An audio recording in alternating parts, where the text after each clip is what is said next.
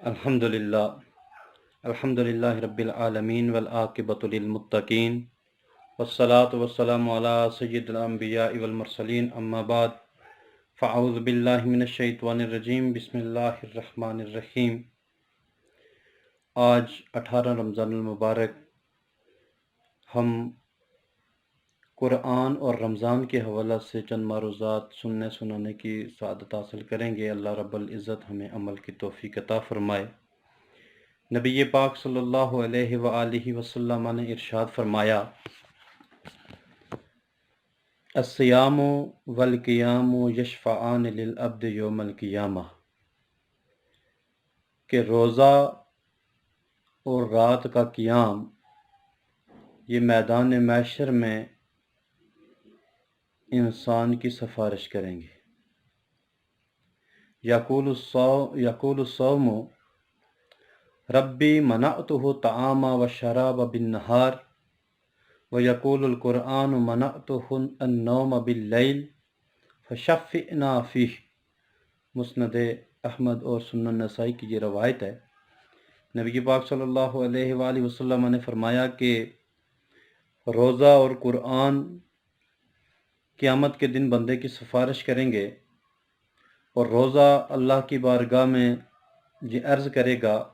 کہ اے میرے رب، میں نے اسے پورا دن کھانے اور پینے سے روکے رکھا، اور قرآن اللہ کی بارگاہ میں عرض کرے گا کہ اے رب کائنات، میں نے اسے رات کے وقت سونے سے روکے رکھا، تو اس کے حق میں ہماری سفارش کو قبول فرما۔ تو یقیناً وہ بندہ جس نے اخلاص نیت کے ساتھ رمضان المبارک کے روزے رکھے ہوں گے اور راتوں کو نماز تراویح ادا کی ہوگی، تو اللہ رب العزت قرآن اور رمضان کی سفارش اس کے حق میں ضرور قبول فرمائے گا۔ غور طلب بات ہے کہ دنیا میں انسان ساری زندگی صرف کر دیتا ہے مال اکٹھا کرنے میں، دولت اکٹھے کرنے میں،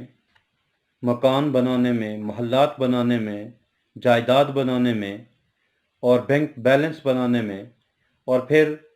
شہرت و عزت کو کمانے کے لیے اپنے شب و روز صرف کرتا ہے، اور کبھی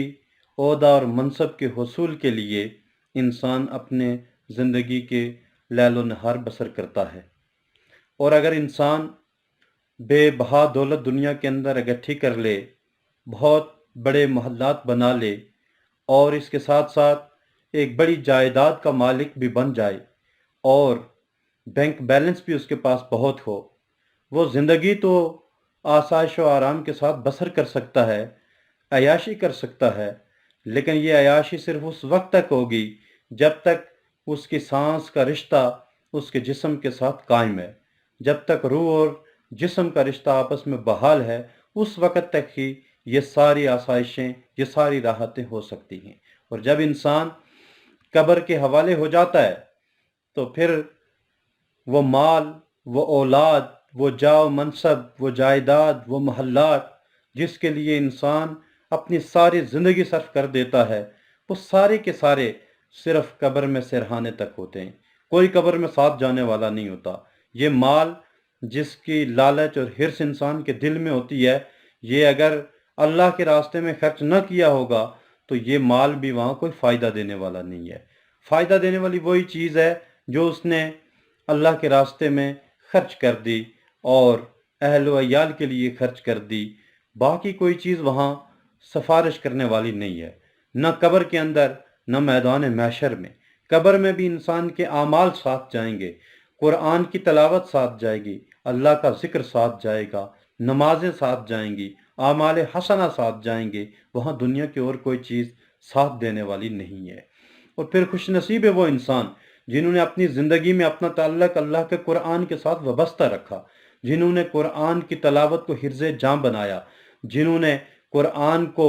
اپنے سینوں میں بسایا، جو دن رات قرآن کی تلاوت کرتے رہے، اور وہ لوگ جو قرآن پڑھ کر قرآن پر عمل پیرا ہوتے رہے، اور جنہوں نے رمضان المبارک کی قدر کی ہے۔ کل میدان محشر میں جب سورج سوا نیزے پہ ہوگا،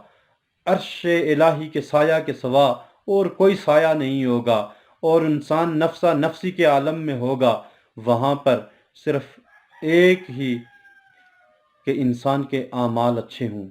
اس نے رمضان کے روزے رکھے ہوں، رمضان کی قدر کی ہو، اس کے تقاضے پورے کیے ہوں، تو رمضان اس کی سفارش کرے گا۔ اور اگر قرآن کے ساتھ تعلق وابستہ رکھا، مضبوط رکھا، قرآن کو سینے میں بسائے رکھا، اپنی آنکھوں کو قرآن کی تلاوت سے تر و تازہ کرتا رہا، تو پھر قرآن وہاں پر ضرور انسان کی سفارش کرے گا۔ اور پھر جس کی سفارش اللہ کا قرآن کرے گا وہ سفارش رد نہیں ہوگی۔ جس نے قرآن کے ساتھ تعلق قائم کیا ہوگا، اللہ رب العزت اس کی سفارش،